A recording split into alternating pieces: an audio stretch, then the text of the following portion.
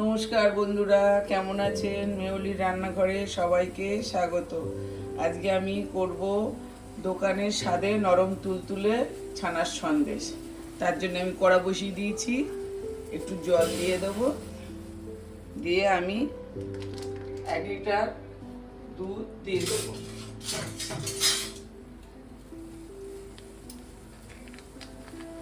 এক লিটার দুধ আমি দিয়ে দেবো।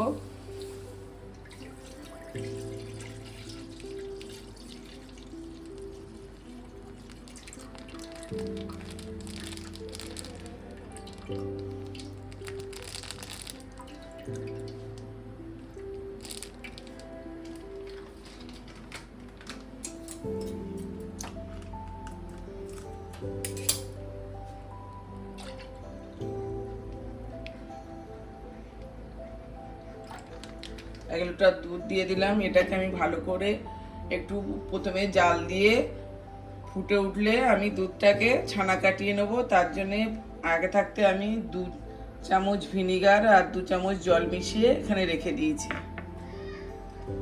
দুধটা আমি জাল হলে ফুটে উঠলে আমি ছানাটা কাটিয়ে নেবো। আমি ভালো করে একবার জাল দিয়ে ফুটে উঠলে আমি ছানাটা কাটিয়ে নেবো। দুধটা আমার ভালোভাবে ফুটে উঠেছে। এইবার আমি 2 চামচ ভিনিগার আর 2 চামচ জল মিশিয়ে রেখেছিলাম। আমি গ্যাসটা কমিয়ে নিভিয়ে দেবো, দিয়ে একটু ঠান্ডা করে ওটাকে আমি ঢেলে দেবো। আস্তে আস্তে ঢেলে দেবো, আস্তে আস্তে আমি দেবো, একেবারে দেবো না, অল্প অল্প করে আমি দিয়ে দেবো।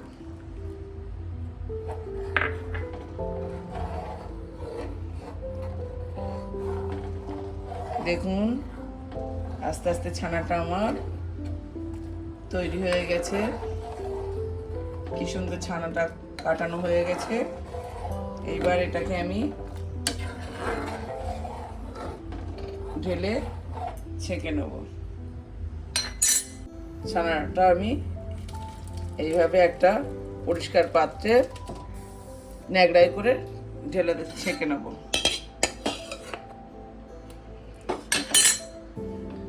প্রথমে জলটা আমি ঝরিয়ে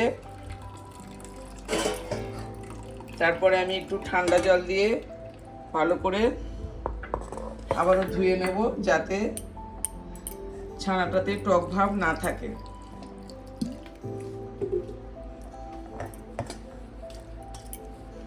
দিয়ে এইভাবে আমি কিছুক্ষণ রেখে দেব জলটা ঝরানোর জন্যে।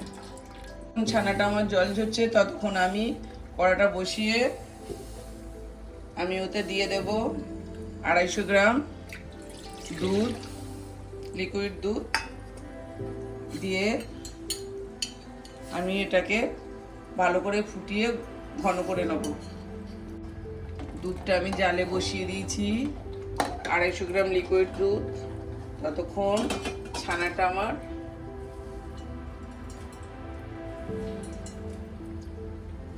ছানাটা জল ঝরে গেছে।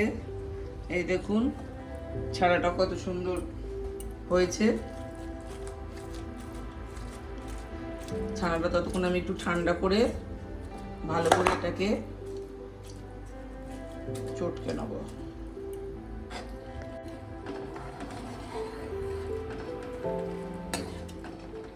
আমি দুধে দিয়ে দেব 75 গ্রাম মতো চিনি,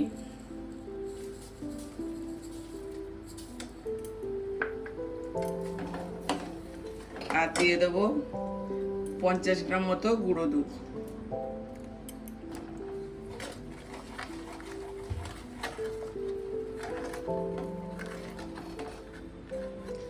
আপনারা চাইলে গুঁড়ো দুধ দিতেও পারেন, নাও দিতে পারেন।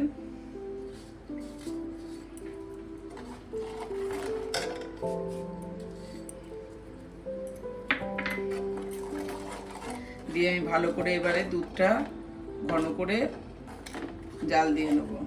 এটা আমি এইভাবে ভালো করে একদম ফাইন করে নেব, ম্যাশ করে নেব। যাতে কোনো ডেলা ডেলা না থাকে।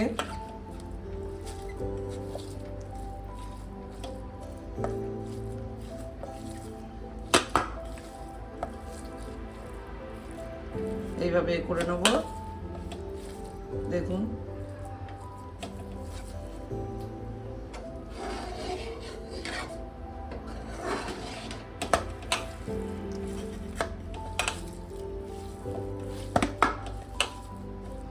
ছানাটা আমার করা হয়ে গেছে, ম্যাশ করা হয়ে গেছে। একদম এইরকম এইভাবে করে নেবেন। এবার আমি দুধটা ভালো করে জাল দিয়ে ঘন করে নেব। গুঁড়ো দুধটা দিলে তাড়াতাড়ি দুধটা ঘন হয়ে যায়, আর শুধু লিকুইড দুধটা দিলে একটু ঘন হতে সময় লাগে। আপনারা চাইলে গুঁড়ো দুধ দিতে পারেন, নাও দিতে পারেন। দুধটা দেখুন জাল দিয়ে আমি একদম করে নিয়েছি। এবার আমি ছানাটা দিয়ে দেবো। ছানাটা এবার আমি দিয়ে দেবো। দিয়ে আমি ভালো করে এটাকে নাড়িয়ে একটা তৈরি করে নেব। ছানার একটা ডো তৈরি করে নেব।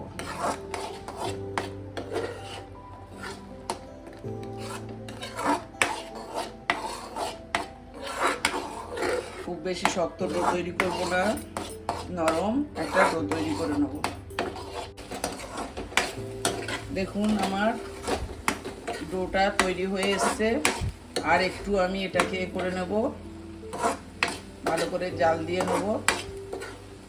খুব শক্ত করব না, তবে আর একটু জাল দিয়ে নেব।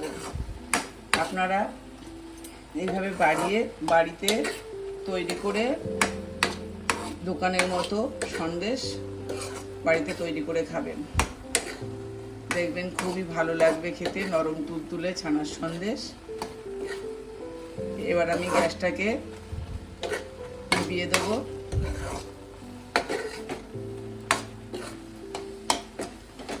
দিয়ে আমি একটা পাত্রে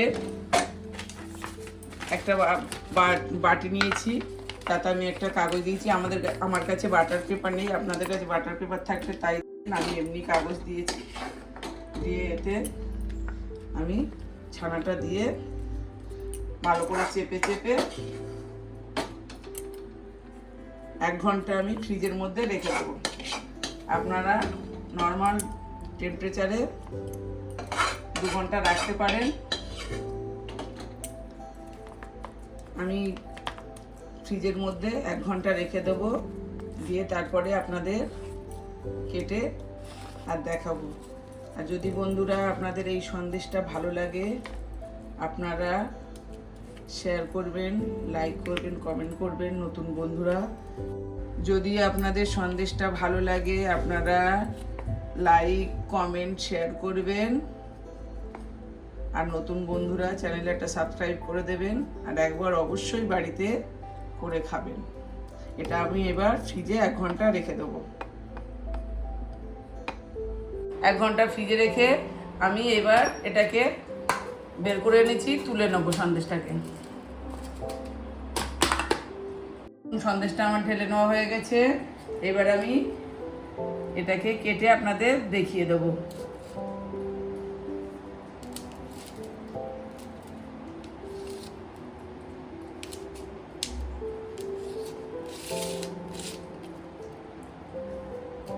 দেখুন সন্দেশগুলো কত সুন্দর হয়েছে।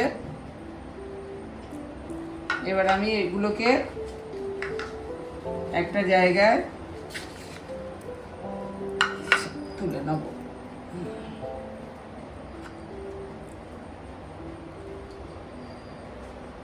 একটু চেরি, কিশমিশ, পেস্তা দিয়ে দিলাম আমি।